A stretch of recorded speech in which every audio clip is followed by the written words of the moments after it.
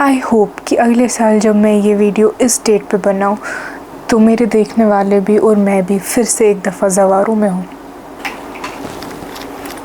If you are someone who is looking for a sign कि ऊपर वाला आपके साथ है और शायद आप इस टाइम पे अपनी लाइफ के उस स्टेज पे खड़े हो जहाँ आपको कुछ समझ नहीं आ रहा है, I have few things that you can do and इंशाल्लाह it will work for you और ऊपर वाला आपका इसमें साथ देगा।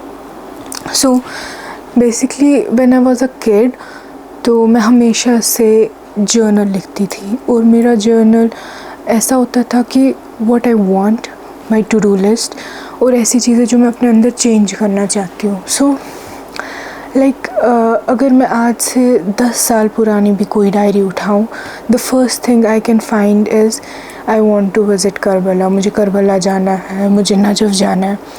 इन बड़ी चीज़ों से लेकर छोटी चीज़ें सच एज़ कि मुझको कोई नया बैग ख़रीदना है या मुझे पैसे कमाने हैं या ऐसी कोई मटेरियलिस्टिक चीज़ कि बाय दिस एज मेरे पास अपनी गाड़ी होनी चाहिए या मेरे पास अपना कैमरा होना चाहिए।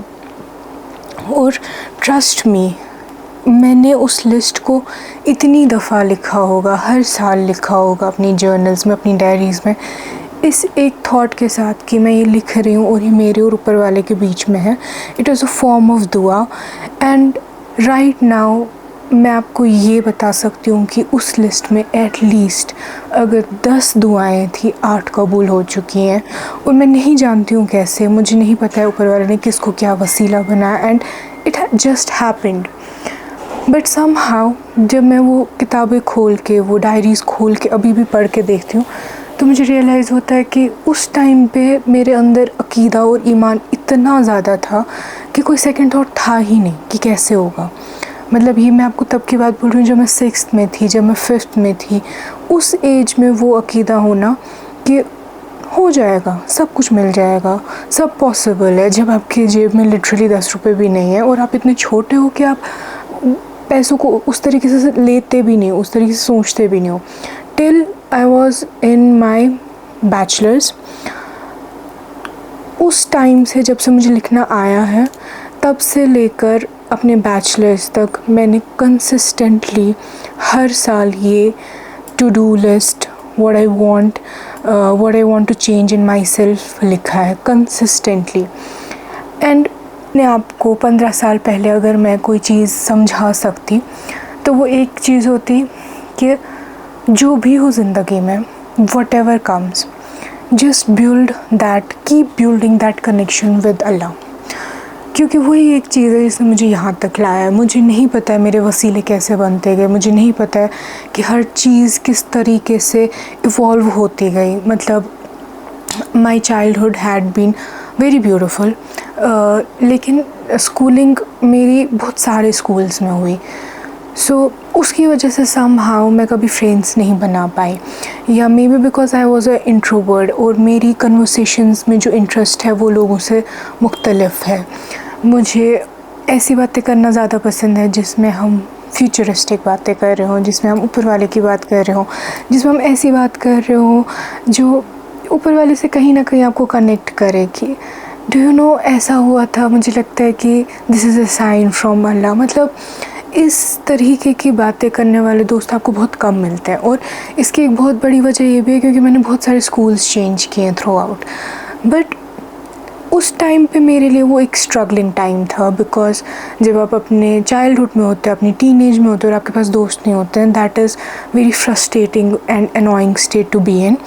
मगर अभी अगर मैं पीछे मुड़ के देखती हूँ तो मैं उस 15 साल की सकीना को सिर्फ ये बोलना चाहूँगी कि बी ग्रेटफुल कि तुम्हारे दोस्त नहीं हैं, तुम उन चीज़ों में नहीं इन्वॉल्व हो रही हो जिन चीज़ों में तुम्हें इन्वॉल्व नहीं होना चाहिए। जो तुम्हारा माइंड सेट है, ऊपर वाले ने तुम पे एहसान किया है कि तुम्हें वो माइंड सेट दिया है और तुम उससे भटको नहीं, इसीलिए तुम्हें वो दोस्त नहीं दिए। And right now after my bachelors I got to know few people जिनके साथ I can truly hold a conversation जो ऐसी कन्वर्सेशन है जो शैलो नहीं है, वो ऐसी कन्वर्सेशन नहीं है जो आज कल के बारे में सिर्फ बात हो रही है या मटेरियलिस्टिक चीज़ों के बारे में बात हो रही है। वो ऐसी बातें हैं जो यहाँ से शुरू हो के जन्नत तक जाती हैं। वो ऐसी बातें हैं जो आपके अंदर खुद को क्वेश्चन करने की कैपेबिलिटी देते हैं। And that was one of the thing I was struggling in my teenage a lot. But उस टाइम पे मेरा वो विजन नहीं था सोचने और समझने का कि जो भी मैंने वो लिस्ट बनाई है ना, उसके लिए मुझे इस रास्ते से होके जाना इज़ वेरी मच इम्पोर्टेंट।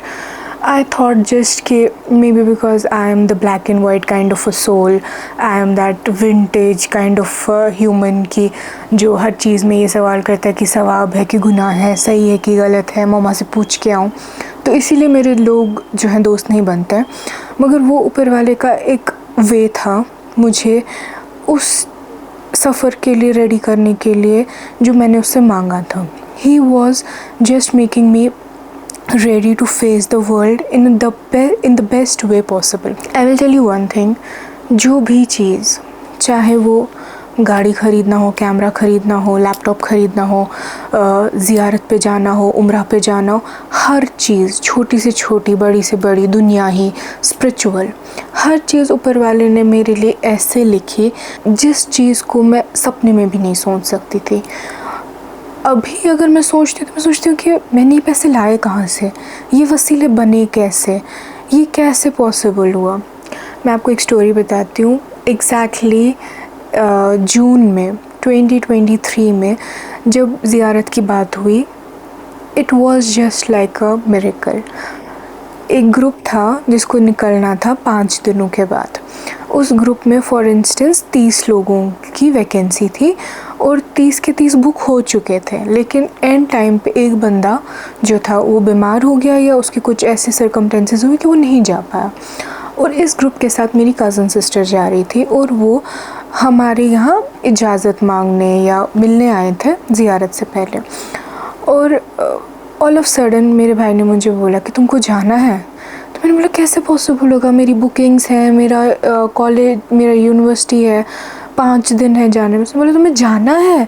और मैंने बोला ऑफ कोर्स जाना है। उनसे पूछा कि पॉसिबल हो सकता है, और उनने उसी टाइम पे अपने एजेंट को कॉल किया, कहा ऐसे पॉसिबल हो सकता है। उसने कहा इतनी जल्दी तो नहीं हो सकता है वीज़ा मिलना, सारा प्रोसेस, लेकिन देखते हैं। And after 5 days I came to know कि मेरा वीज़ा पड़ चुका है, मैं 2 दिन में निकल रही हूँ।